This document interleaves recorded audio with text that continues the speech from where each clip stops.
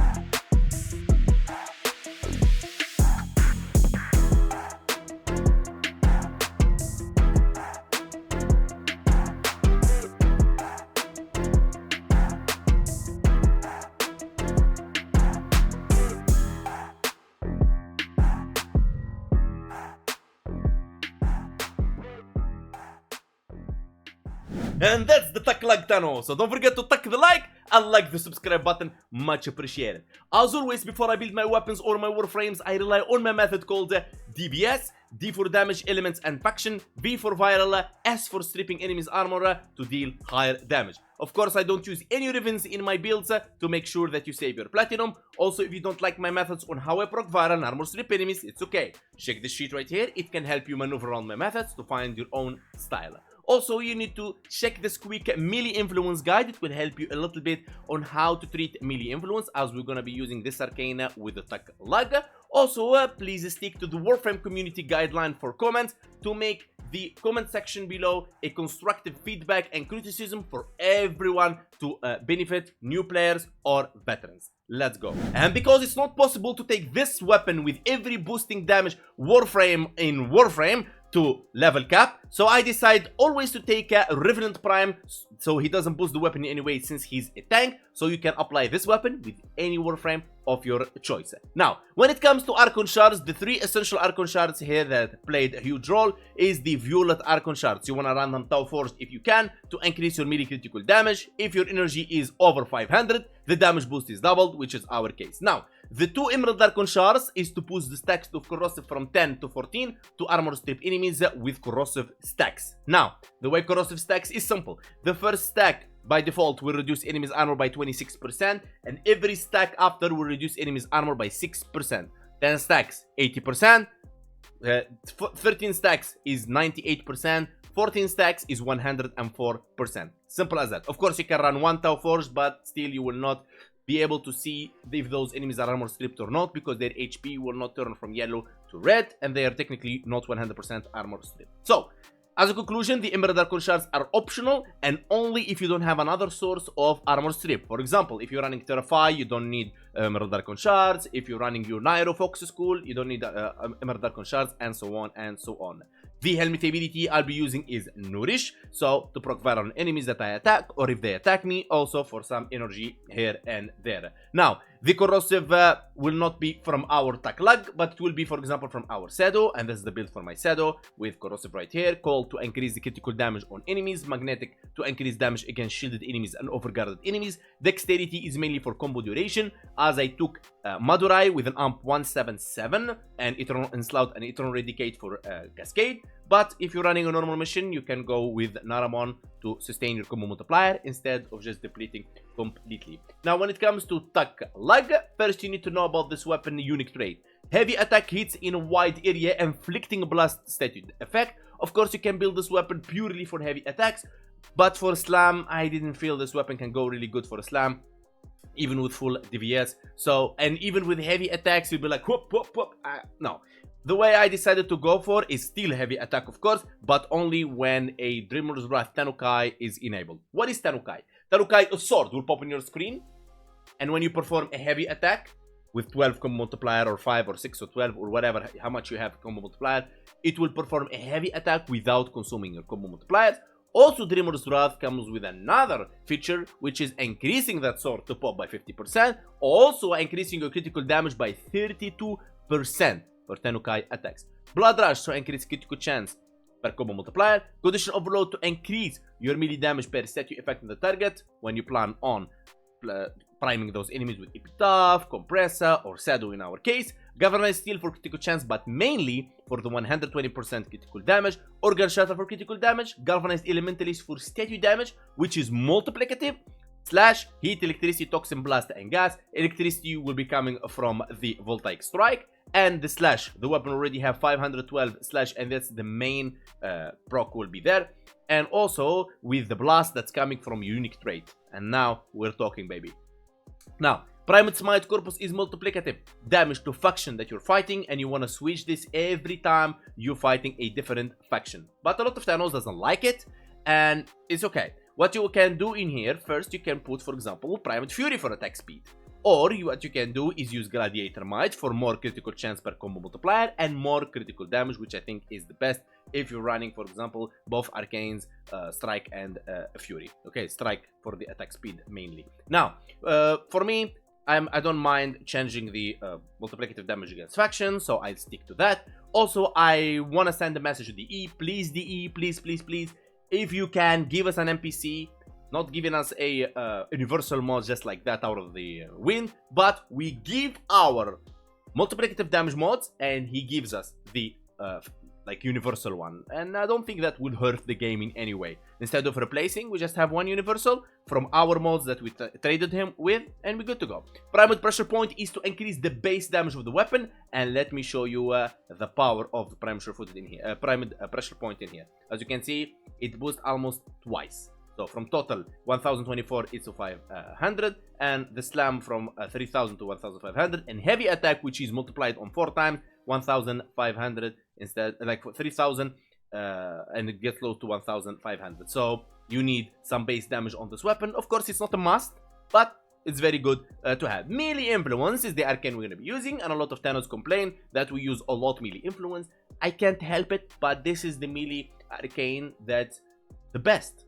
This is the meta melee arcane that you want to use. You don't want to use something else because it's really powerful. I can't help it. So, on melee electricity statue, 20% chance for elemental melee statue effects to apply to enemies within 20 meters for 18 seconds and cannot refresh while active. Now, elements is not impact and slash because those are physical. Slash will hit enemies without ignoring their armor, and then the ticks will ignore enemies' armor afterwards because Thanos confusing between the damage of the slash and the ticks of the slash. Okay, impact, it doesn't matter. What matters is the electricity that will be procced on enemies, alongside with our Nourish, we buffed with for viral, so electricity and viral, and from the unique trait of heavy attacks, we're gonna have blast on enemies, and when the blasted enemies like die or 10 stacks of blast, they also transfer a portion of that damage to all enemies in that area of 5 meters, and then the sentient will play a role afterwards. So blast, electricity, and viral will be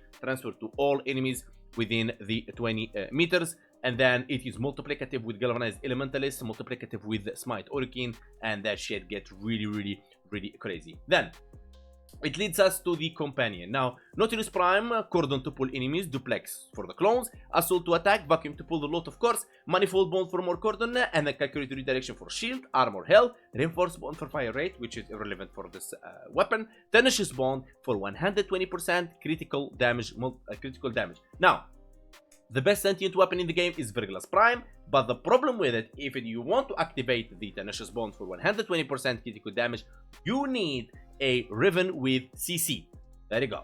The Riven's trash goes from 500 to 600, but I'm sure you can spend some time here and there and you find a good Riven for it. 100% worth it. But if you don't like to use Virgilus Prime, or you don't have a Riven for it, you can go for Primate Laser Rifle, Bulklock, or Burst Laser Prime until you decide otherwise. Simple as that. Now, for the Thanos that's new to the game and they're looking at this and they say, oh my god, from where you get this? It is very simple, my friend. So, The primed pressure point has a normal variant called a pressure point. You can just replace it with that instead.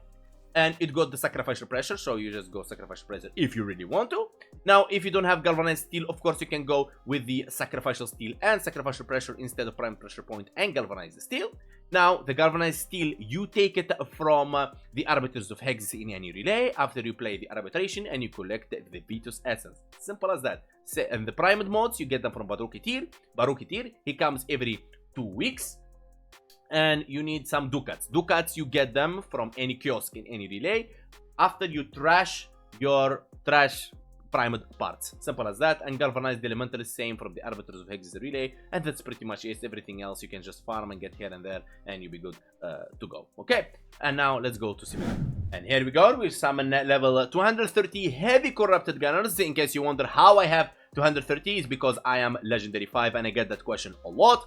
And the more mastery you have, the higher enemies level you can spawn in Simulacrum. So, technically how you play this is very simple. You activate Nourish right about, you cannot see it in there, but whatever. Here we go.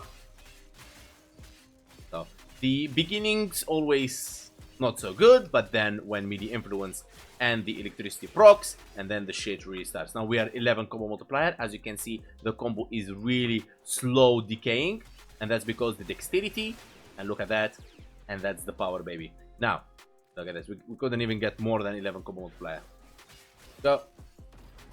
Boom. And now we didn't even strip them or full stacks of vital. And that's what we're gonna do next. Just gonna bring the Sedo here. And then they have like the stacks of corrosive. And they're gonna be armor stripped. There you go. And then that's it. That's it. We don't even have a attack speed like mods on. When it comes to the Warframe, it's really simple and easy and straightforward. All you need is Steel Charge, and it's not even necessary. And yes, it's tested. Arcane Fury for melee damage. Arcane Strike is for attack speed. Attack speed of the Arcane Strike is the one you want to replace if you want to run Molotov Mounted, Arcane Aegis, Avenger, or whatever you want to run. Arcane Strike you replace, and run any aura you want. The weapon will still perform and take down level cap, and I hope this helps. Now, I know a lot of Thanos would go like, why did you make a build about this weapon and you take the effort to take it to level cap nobody will use? No, my friend, this build is made for the Thanos that want to explore and try different weapons, not stick only to meta weapons. And that's what makes Warframe amazing, because we can try a variety of things, and I'm here as a content creator delivering builds for everybody. So I will give this weapon 6 out of 10. It's really amazing and it's worth building 100%.